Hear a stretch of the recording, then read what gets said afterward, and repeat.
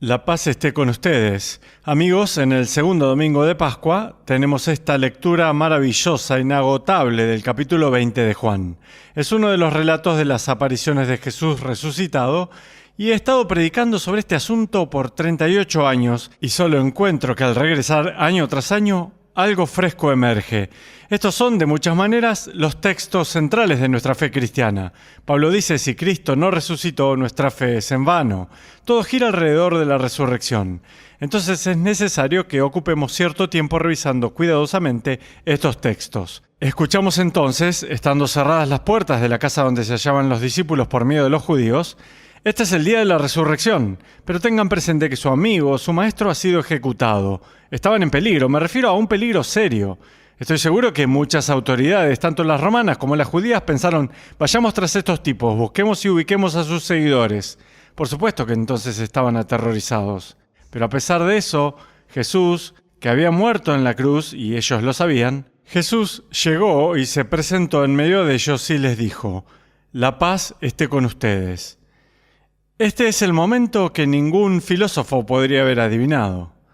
No podríamos deducir esta verdad a partir de cosas que conocemos de otras fuentes. Esto vino como gracia pura. Me refiero a que, a pesar de que las puertas estaban trabadas, no estaban listos para esto. De cierto modo, estaban intentando aislarse del mundo. Pero sin embargo, Jesús, como gracia, el Cristo resucitado, llega y les dice Shalom. Ahora, a nadie se le escaparía esto si estuvieran leyendo esto en el siglo I. Esto es lo que Israel deseaba a lo largo de toda la narrativa bíblica. Cuando Israel clamaba a Dios, Señor, ¿cuánto tiempo? ¿Cuándo vendrás? Señor, ¿cuándo enviarás al ungido? Señor, ¿cuándo actuarás? Lo que estaban anhelando era Shalom, era paz. Y el Cristo resucitado les dice eso precisamente, Shalom. Y luego este detalle que es tremendamente importante. Dicho esto, les mostró las manos y el costado. El Jesús resucitado, aparición tras aparición, muestra siempre sus heridas. Uno de los signos, ya que estamos, de que no estuvieran tratando con el verdadero Señor resucitado, es si no hubiera tenido heridas. Las heridas de Jesús son un recordatorio de la oposición del mundo hacia Él. San Pedro entonces dice eso en uno de sus primeros sermones carismáticos. Vino el autor de la vida y ustedes lo mataron. Es por eso que las heridas de Jesús en sus manos y sus pies y su costado son un recordatorio claro de nuestro pecado. Cada vez que estamos tentados de decir todo está bien con nosotros, no. La Iglesia afirma al Jesús herido. Es una acción tan beneficiosa porque todos adoramos hacerlo. Todos nosotros, pecadores, adoramos huir de nuestro pecado para negarlo. No. El autor de la vida vino y seamos honestos, si viniera hoy en esta forma física haríamos lo mismo con él. Lean a Dostoyevsky y el Gran Inquisidor para los detalles sobre eso. En las heridas de Jesús comprendemos que somos pecadores. Pero luego, ¿qué? Escuchen. Cuando los discípulos vieron al Señor, se llenaron de alegría. De nuevo les dijo Jesús, la paz esté con ustedes. Sí, son pecadores y ven su pecado en las heridas de Cristo. Nadie juega aquí a esconderse. Pero a pesar de su pecado, el Señor resucitado dice de nuevo, Shalom. De esta manera, en verdad, nace la fe cristiana. Nada puede separarnos del amor de Cristo. Pablo dijo eso, ¿cierto? Ni los ángeles, ni los principados, ni las alturas, ni las profundidades. Nada en el mundo creado podría separarnos del amor de Dios porque matamos a Dios. Matamos a Dios. Vemos nuestros propios pecados en sus heridas y sin embargo, Él regresa con amor misericordioso, ofreciéndonos Shalom. Cada vez que se sientan tentados de decir, he hecho cosas pasadas de la raya, Dios nunca podría perdonarme eso es sencillamente falso, porque matamos a Dios y Dios regresó con amor misericordioso. Vean, y esa es la razón por la que puede soplar sobre ellos y decir, reciban el Espíritu Santo. ¿Quién es el Espíritu Santo? El amor compartido por el Padre y el Hijo. En ese amor, el Padre envía al Hijo. En ese amor, el Hijo acepta su misión. Y entonces, habiendo mostrado sus heridos y dicho Shalom, Ahora el amor que conecta al Padre y el Hijo puede soplarse sobre ellos. Este es el momento en que nace la Iglesia. Eso es lo que significa ser un miembro bautizado de la Iglesia de Cristo. Es que Él sopló sobre nosotros el Espíritu Santo. Y entonces podemos convertirnos, escuchen ahora, nosotros mismos en una fuente de shalom y perdón. Hermoso, hermoso. Ahora, luego de ver esto, la segunda parte tiene que ver con Tomás. En todos mis años de predicación he encontrado que la gente adora la historia de Santo Tomás. Tomás el dubitativo, Tomás el que ha tenido dificultades para aceptar esto. Podría decirse que vivimos en un tiempo escéptico. Pienso que a lo largo y ancho de los siglos cristianos ha habido una corriente subterránea de escepticismo. Es por eso que la gente se ha identificado siempre con Santo Tomás. En mi propia diócesis aquí en Winona, Rochester, tenemos una cantidad de sacerdotes de India que sirven aquí y cada vez que los veo pienso en Santo Tomás, quien de acuerdo con los registros históricos se dirigió a evangelizar a India. Estuve con un grupo de sacerdotes de India la semana pasada que estuve en Roma y cada vez que los veía pensaba en Tomás, este hombre que fue a evangelizar India. Bueno, ¿qué tiene esta historia que es tan atrayente? Bueno, escuchen. Tomás, uno de los 12, a quien llamaban el gemelo, no estaba con ellos cuando vino Jesús.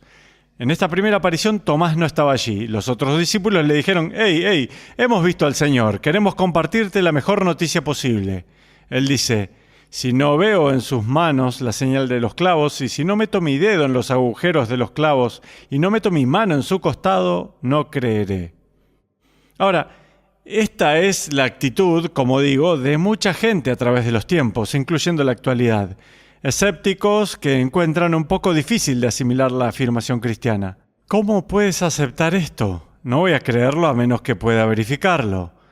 Bueno, una semana más tarde, Jesús aparece de nuevo, esta vez Tomás está con ellos, y él dice, «Aquí están mis manos, acerca tu dedo, trae acá tu mano, métela en mi costado, y no sigas dudando, sino cree».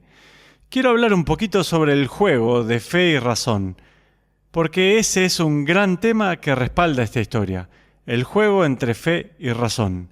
Primero esto.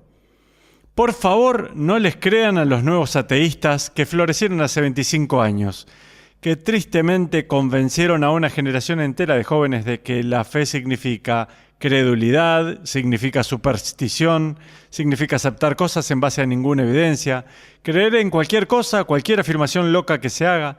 Eso no es lo que significa fe para la Iglesia.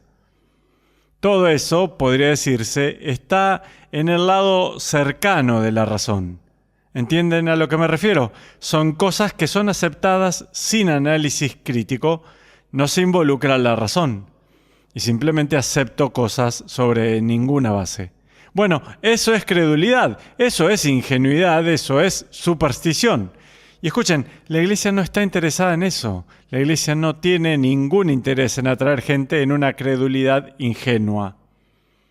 La fe a la que se refiere la Iglesia es una confianza en el lado lejano de la razón. Permítanme decirlo de nuevo, la fe auténtica no es infrarracional, no está antes de la razón, es suprarracional, está más allá de lo racional. Cuando la razón ha realizado su trabajo, la fe acepta ahora en confianza.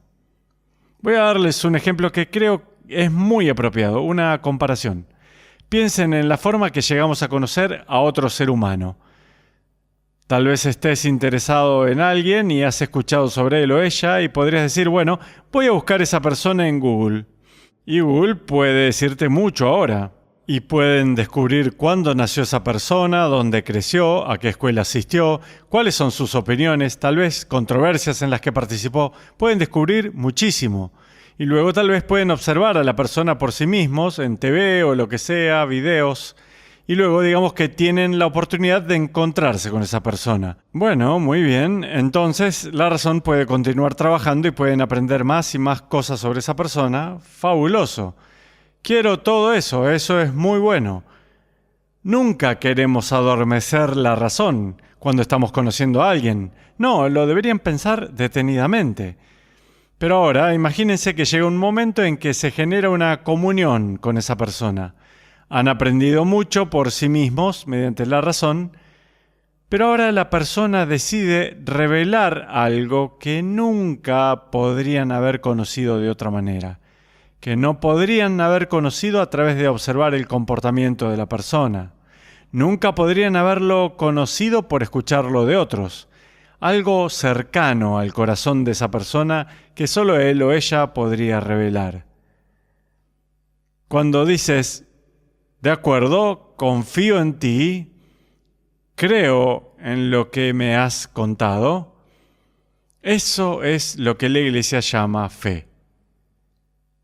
¿Podemos aprender muchas cosas de Dios y de Cristo utilizando la razón? Sí, nada malo en ello, nada realmente malo en el deseo de Tomás de ver, en su deseo de conocer por sus propios términos. No hay nada malo en ello mismo. ¿Cuál es el problema? De nuevo, escúchenlo a él.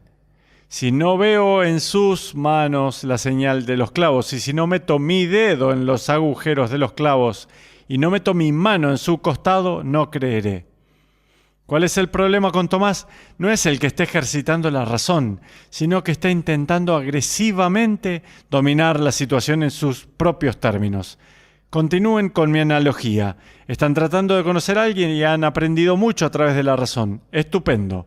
Ahora comienzan a ametrallar a esa persona con toda clase de preguntas indiscretas. «Hey, hay mucho más que quiero saber de ti, cuéntame sobre esto. Hey, me estás ocultando algo, quiero saberlo en mis términos y en mis tiempos».